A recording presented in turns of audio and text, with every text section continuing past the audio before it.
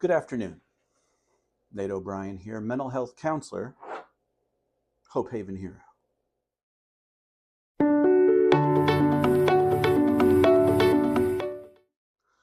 Today I wanted to start with a story and then tie it to a greater point.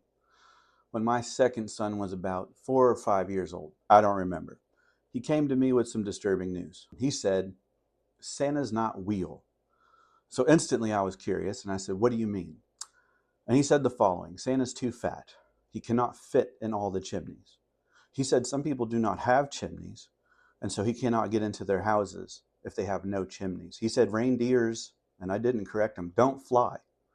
There's no way he gets around the whole globe. He can't spy on everyone at the same time.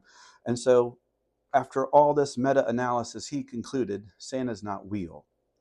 Well, I asked him, "What do you think happens then, since you're such a smart little guy?"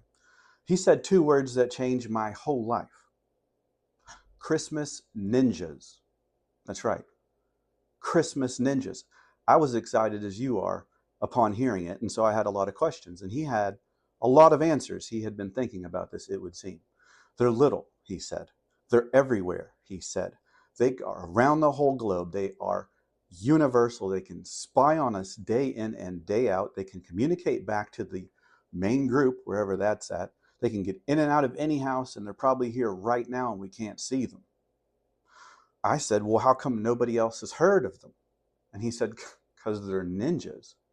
He had 1 foot in adult world, 1 foot in kid world, and that's right where we want them.